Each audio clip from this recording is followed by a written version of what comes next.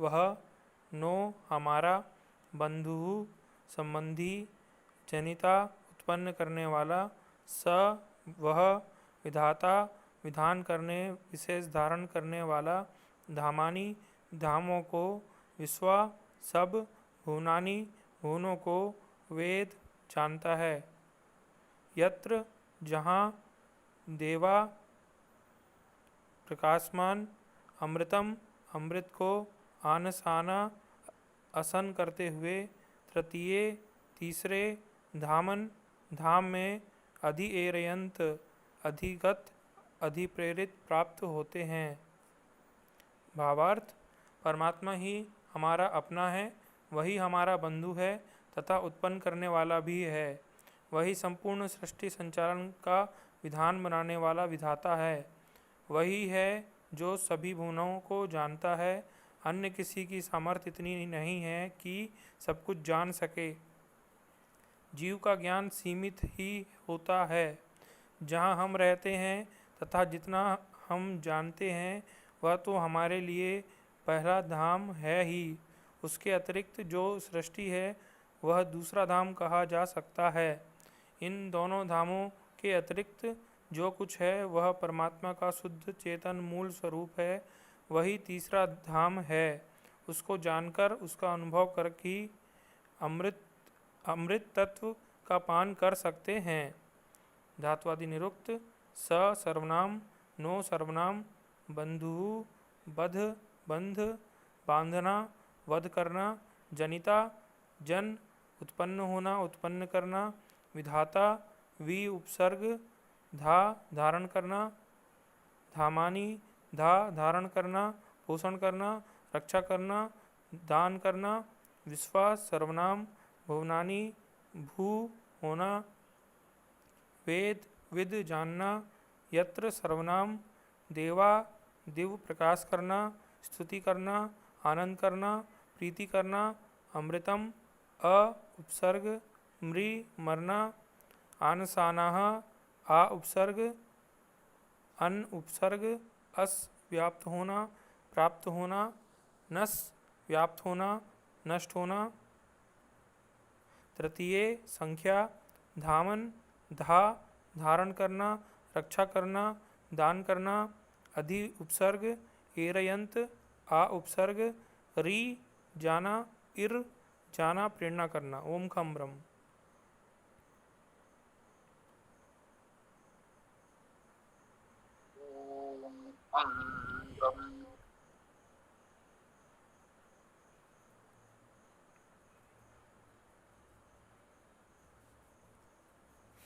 यजुर्वेद अध्याय 32 दशम मंत्र आज हम प्रस्तुत कर रहे हैं।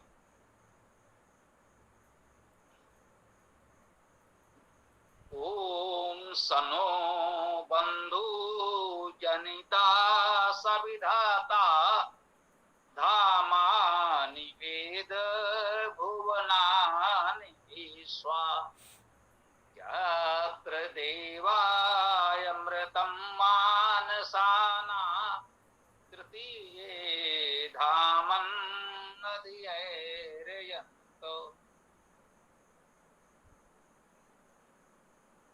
परमपिता परमेश्वर का वर्णन किया जा रहा है।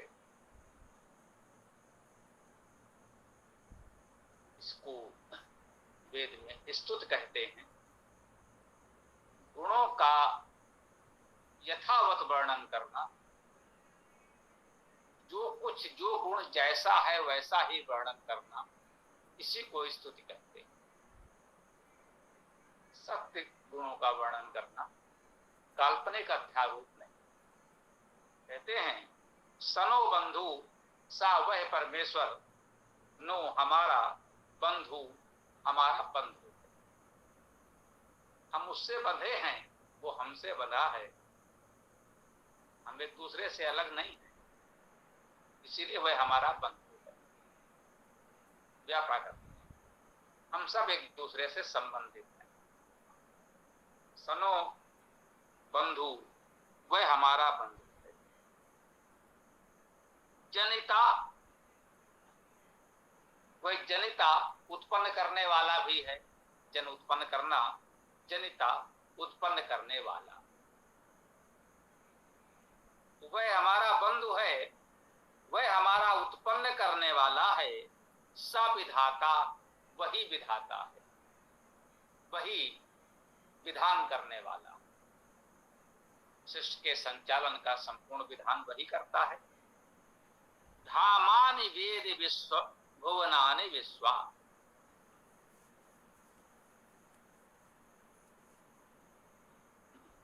धामानि, धामों को, धाम का बहुवचन है। धामानि, धामों को वेद जानता है।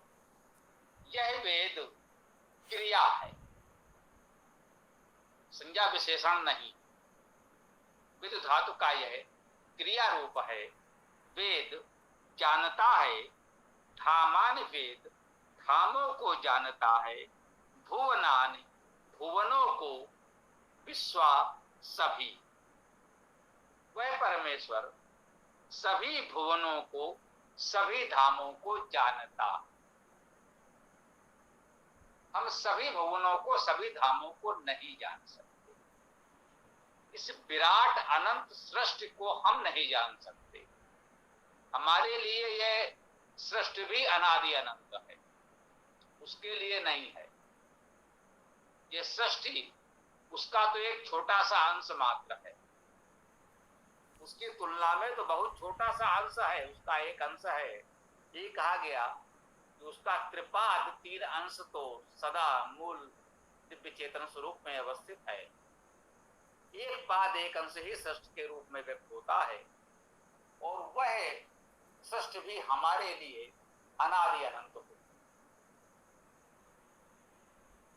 तुलनात्मक होता है। ये किसी के लिए बहुत बड़ा है, किसी के लिए बहुत छोटा है। वो तो जहां जैसा जितना है उतना है। परमेश्वर के लिए वह एक अंश है, छोटा है। हमारे लिए वह अनादि अनंत जैसा है। जब कह सकते हैं परम सत्य के रूप में परमात्मा अनादि अनंत है, जब वो उसका छोटा है तो सृष्टि को अनादि अनंत नहीं कहा जा सकता। परंतु हमारे जानने समझने की सामर्थ्य की तुलना में वह अनादि अनंत जैसा है, इस प्रकार कह सकते हैं। तो उसको संपूर्ण रूप से धामान वेद भुवनान विश्वा, विश्वा अर्थात सभी भुवनों को, सभी धामों को वह जानता है। हम नहीं जानते, वह जानता है। यत्र देवा अमृतम आनसाना, यत्र जहां देवा देवगण अमृतम, अमृत को आनसाना, आ सम्यक समन्तात रूप से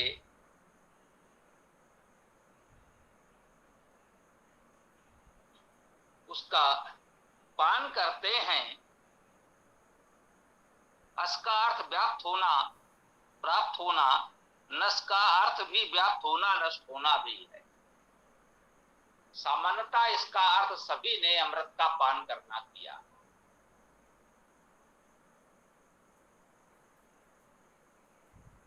यत्र देवा अमृतम आनसाना, जहां देवगण अमृत का पान करते हैं।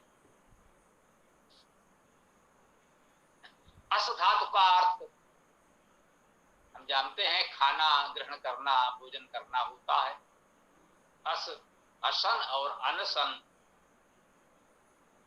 ये असन का ये वैदिक रूप हो सकता है।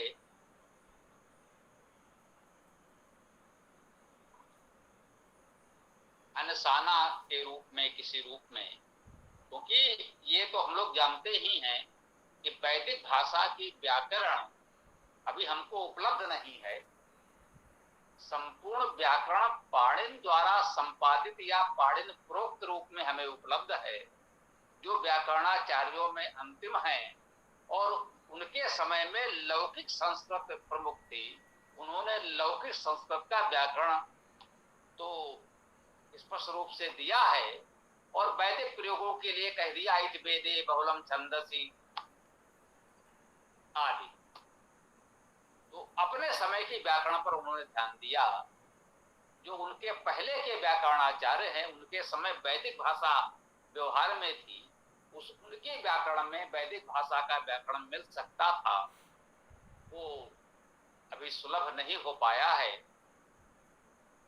पाणिनि से पूर्व काशकृष्ण का धातु पाठ अवश्य मिला है, उससे अनेक नवीन धातुएं प्राप्त हुई जो पाणिनि धातु पाठ में नहीं थी। इससे वेद के अनेक शब्दों का अर्थ समझना संभव हो सका, जो पहले कठिन था जब ये प्राप्त नहीं हुआ था।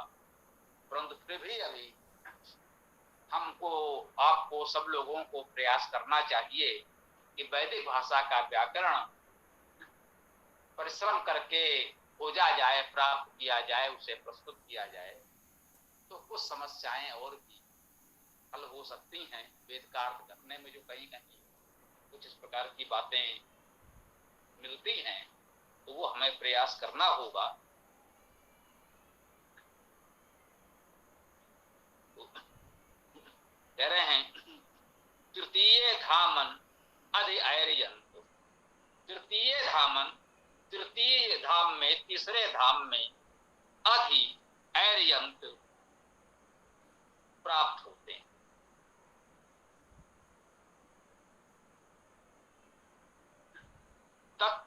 यत्र देवा अमृतम आनसाना तृतीय धामन अधियंत। जहां देवगण अमृत पान करते हैं, उस तृतीय धाम में हमें अधिकृत रूप से प्राप्त होते हैं वह अमृत स्वरूप, वह परमेश्वर का दिव्य स्वरूप, उसका मूल स्वरूप उस तीसरे धाम में प्राप्त होता है। अब ये तीसरा धाम कहा गया है, इस मंत्र में तो इतना ही कहा गया, तीसरे धाम की बात की गई। पहला और दूसरा धाम क्या है ये नहीं बताया गया। ये हमारे आपके अनुमान के लिए छोड़ दिया गया। तो एक यही कह सकते हैं, एक हमारा अपना संसार है,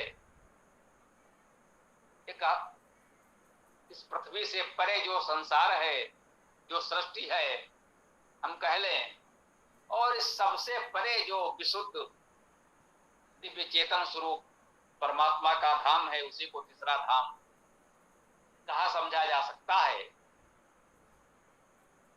और किसी रूप में इसकी व्याख्या कोई कर सके, संभव हो, तो वह भी प्रयास किया जा सकता है। अभी तो इतना ही समझ में आ रहा है।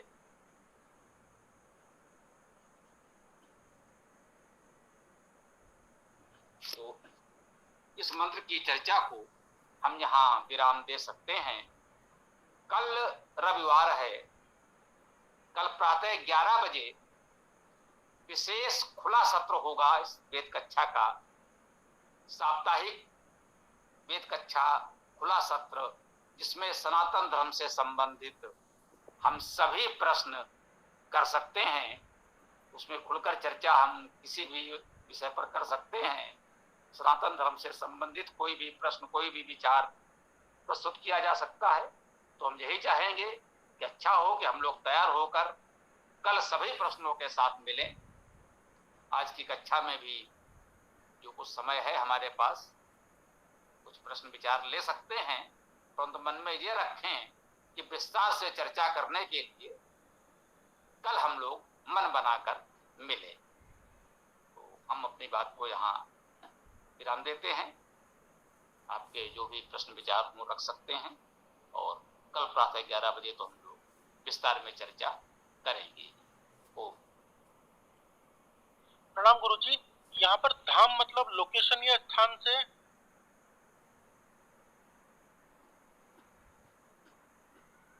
कह सकते हैं, परंतु यहाँ अर्थ थोड़ा सा व्यापक है। इसको लोकेशन, स्थान, एक आप सीमा रेखा खींच दें कि बस इतना हुआ, ये थोड़ा संकीर्ण अर्थ है, थोड़ा व्यापक स्तर पर आए। यहाँ धाम का अर्थ अब्स्ट्रैक्ट भी हो सकता है, यूं भी कह सकते हैं। वो 3 स्तर भी हो सकते हैं, जैसे कि हमने कहा सामान्यता। हाँ, इस प्रश्न को थोड़ा सा समझने का प्रयास करें। बहुत शब्दशः वो बात सत्य हो या न हो, यद्यप असत्य भी नहीं है, थोड़ा सा अगर ध्यान दे जो हम कहना चाहते हैं, वेद में एक पद बहुत आता है, द्यावा पृथ्वी। जिन्होंने वेद का कुछ अध्ययन किया है वे इस पद से परिचित होंगे। द्यावा पृथ्वी, द्यावा और पृथ्वी, त्रिलोक और पृथ्वी लोक, दो लोक। मुख्य रूप से इस सृष्टि को हमने यहां बैठकर दो भागों में विभाजित कर दिया। एक तो पृथ्वी, और पृथ्वी के अतिरिक्त जो भी ग्रह नक्षत्र आदि हमको दिखते हैं प्रकाशमान, इन सबको हमने एक संसार, एक लोक मान लिया।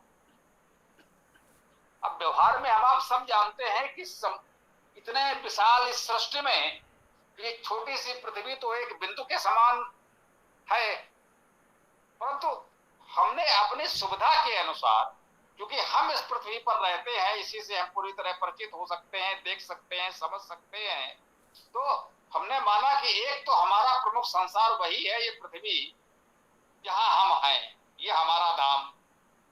धातु का अर्थ है धारण करना, धाम का अर्थ भी वही धारण है, जिसे त्रिधातु का अर्थ धारण करना, उसी से धर्म शब्द बन गया। वो धर्म शब्द का भी अर्थ वही है और धाम शब्द का भी अर्थ वही है। एक प्रकार से हम जो भी समझ सकते हैं, धाम और धर्म शाब्दिक अर्थ में तो एक समान हो गए। तो जो हमें धारण करता है वो धाम है, यहाँ इस प्रकार का अर्थ ले लें। धर्म में कहा जाता है जिसे हम धारण करते हैं वो धर्म है, तो यद्यप अर्थ वहां भी है, हम धारण करते हैं वो नियम हमें धारण करते हैं, उसी से जीवन चलता है, वही धर्म है। और कह सकते हैं कि यहाँ पर भौतिक व्यवहारिक रूप से जो हमें धारण करता है उसे धाम कहा जा रहा है। जैसे पृथ्वी एक धाम है जो हम सबको धर रहा है ये पृथ्वी, ये भूमि सब है ना, तो सबको ये पृथ्वी ही धारण किए हुए, इसलिए ये पृथ्वी भूलोक धाम है। और इसी प्रकार से दूसरा जो हम इतनी दूर से देख रहे हैं, पूरी तरह तो उनको समझ नहीं पा रहे हैं, आज भी देखिए प्रयास हो रहा है। अभी चंद्रमा और मंगल को समझने का प्रयास अभी चल रहा है, कितना पहुंच पाए हैं, कितना समझ पाए हैं। और अति प्राचीन काल में जब इस तरह की तकनीक आज के विषय में कुछ नहीं था, केवल हम बौद्धिक स्तर पर उसे समझने का प्रयास करते थे, तो एक प्रकार से जब लोगों ने ये मान लिया द्यावा पृथ्वी, एक पृथ्वी लोक और दूसरा संपूर्ण देवलोक, तो उसे अनुचित भी नहीं कहा जा सकता। इसे पश्चिमी भावभूमि में भी कहा गया मालिके दो जहां, इन दोनों जहां पृथ्वी और द्यावा, दोनों का जो स्वामी है, दोनों का जो मालिक है। तो ये तो दो लोक हो गए, पृथ्वी और देवलोक, और इन सबसे परे जो एक तीसरा लोक हो सकता है, जो उस परमेश्वर का दिव्य लोक है, इसे भावना कह ले, कल्पना कह ले, अनुमान कह लें, या बौद्धिक स्तर पर चिंतन से हमने कुछ जाना समझा, जो सृष्टि से परे परमात्मा का दिव्य स्वरूप है, जो वेद हमको स्पष्ट बता रहा है, उसे तीसरा धाम, तीसरा स्थान, तीसरा लोक कह दिया गया। तो इसको थोड़ा सा इस प्रकार समझने का प्रयास करें तो अधिक उपयुक्त है। इसको कोई सीमा रेखा खींचकर स्थान न बता दें कि जैसे हम नगर, ग्राम, प्रांत, देश कहते हैं, उस रूप में धाम कहना थोड़ा अधिक उपयुक्त नहीं प्रतीत होता मेरे विचार से। शेष आप सब लोग प्रबुद्ध हैं और विचार करने के लिए स्वतंत्र हैं, वो कहिए। स्वामी जी, यदि आपकी आज्ञा है तो एक प्रश्न पूछना चाहूँगा, ये मंत्र से थोड़ा अलग है। कह दो, वैसे कल प्रातः काल के लिए रखो, अगर अतिरिक्त प्रश्न है तो उसमें चर्चा भी हो पाएगी, और छोटी मोटी बात। मैं ये जानना चाहता था स्वामी जी कि ये रित और सत्य, ये दो शब्द हैं, रित और सत्य में क्या अंतर होता है और ये क्या है? देखिए, सत्य का आशय तो ये है कि जो है, जिसका अस्तित्व है वो सत्य है। रित संचालन व्यवस्था है, संचालन करने, इस सृष्टि के संचालन के जो नियम है, गति के नियम, गुरुत्वाकर्षण के नियम आदि आदि, तो इन प्रकृति के मूलभूत नियमों को रित कहते हैं। इसको फिलहाल इतना समझ लें। और विस्तार से चर्चा कल हम लोग करेंगे, आवश्यक हुआ। वैसे प्रश्न अच्छा है, इसको टाला नहीं जा सकता है, आपको हमारे पुस्तकों में इसका मिलेगा भी। मैंने ये प्रश्न इसलिए पूछा स्वामी जी क्योंकि मुझको ना ऊट पटांग विचार आते हैं, मेरे कई बार इलॉजिकल थॉट आता है, ऐसा लगता है कि कुछ भी जादू जैसा हो जाएगा, तो इसलिए मैंने ये प्रश्न पूछा था। कल और विचार कर लेंगे स्वामी जी। जी जी, ओम। और किसी की कोई बात हो तो कर सकते हैं, और चाहे तो कोई विशेष प्रश्न न हो तो समापन की ओर बढ़ेंगे, कुछ हो तो कह सकते हैं। किसी कुछ कहना है तो बताएं, नहीं तो समापन किया जाएगा।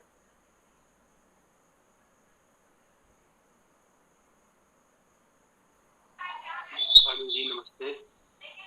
इसके तीसरे चरण में जो आया हुआ है, यत्र देवा अमृता मान आशानाश तृतीय, मतलब जहाँ देवगण अमृत रूपी भोजन को खाते हैं वह तीसरा स्थान, ऐसा समझे कैसे?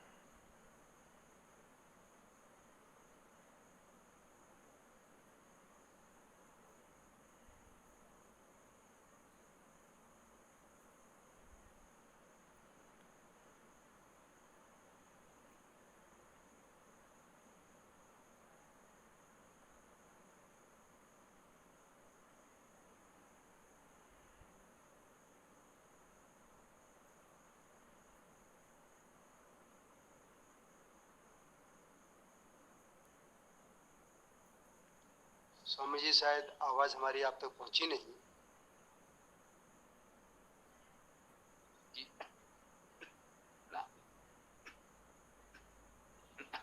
हमारे विचार से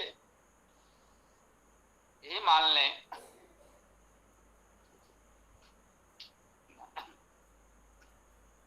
इस बात को हमने कहा है कि वो यत् अमृतम आनसाना, जहां देवगण अमृत का पान करते हैं, वो परमात्मा का दिव्य चेतन धाम है, सृष्टि से परे, यही कह सकते हैं। ये संपूर्ण सृष्टि जो है उससे परे जो उसका दिव्य चेतन धाम है, वही अमृत धाम है, और वही अमृत का प्राप्ति हो सकती है। देवगण वही अमृत को प्राप्त करते हैं, अमृत का पान करते हैं, यही अर्थ इसका समझा जा सकता है। तो क्या इसे वर्तमान विज्ञान की भाषा में इस तरह से भी मान सकते हैं कि जैसे अंतरिक्ष वगैरह के अंदर कभी कोई एक अंतरिक्ष यान में दिक्कत आ गई थी, तो वहां पर जो उसके चालक दल थे उन्होंने उसको सुधारने का प्रयास भी किया था, तो उसमें उनकी जो जीवनी आई थी कि उन्होंने अपने आप को वहां से बेल्ट से बांध करके फिर वहां निकले, तो ऐसा लगता है कि वहां वो हवा में तैर रहे, कोई वजन ही नहीं है उनका। क्या उसको इस तरह से माना जा सकता है जिससे उनकी आयु गुरुत्वाकर्षणहीन होने से लंबी हो गई?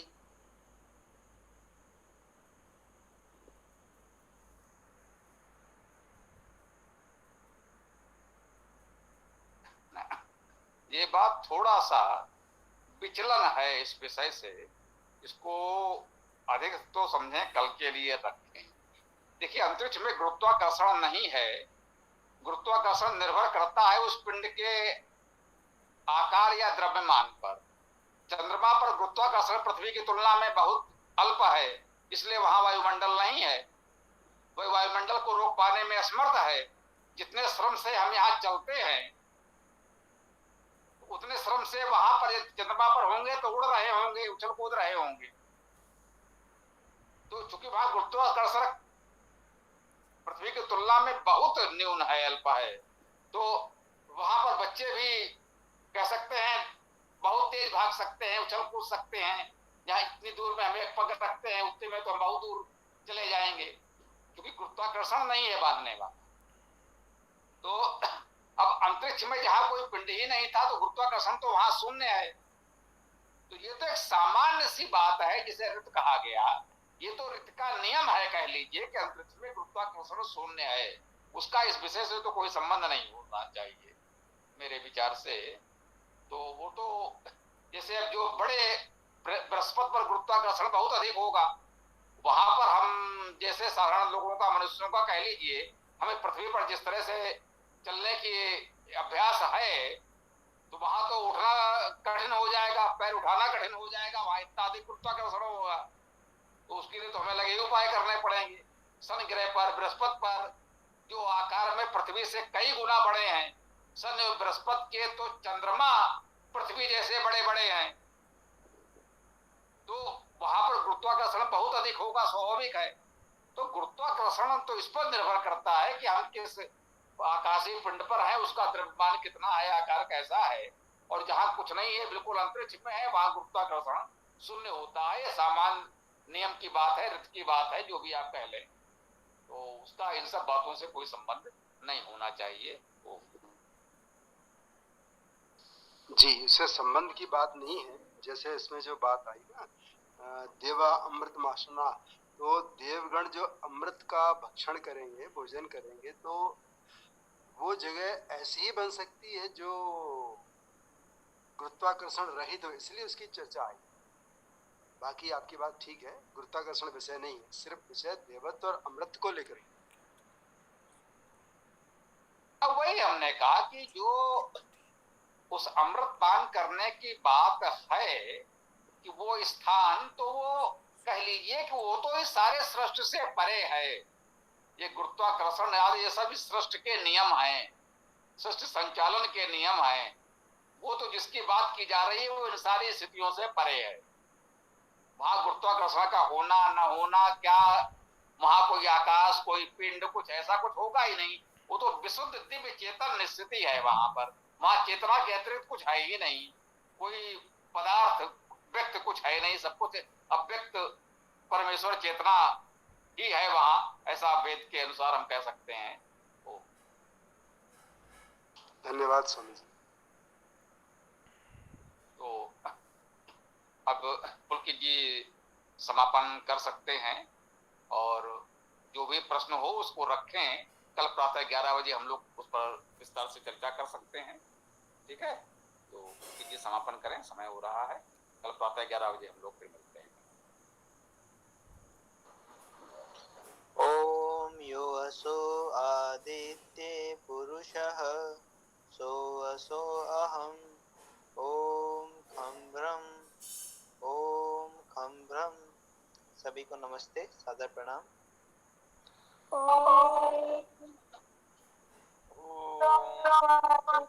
सो आदित्य पुरुषः सो असो अहम् ओम खं ब्रह्म ओम खं ब्रह्म। नमस्ते सभी साथियों को।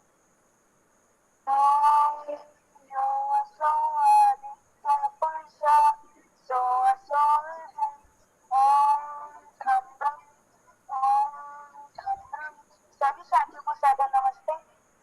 ओम यो असो आदित्य पुरुषः सो असो अहम् ओम क्रम ब्रह्म। सभी को सादर नमस्ते जी। ओम यो असो आदित्य पुरुषः सो असो वहम् ओम खं ब्रह्म, सबको सादर नमस्ते।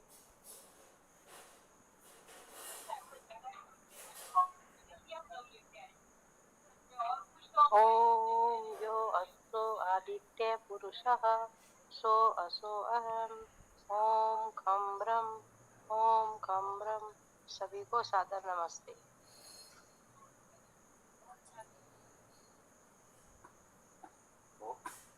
कल प्रातः 11 बजे हम विशेष साप्ताहिक वेद कक्षा में मिलते हैं। वहां पर हम सनातन धर्म से संबंधित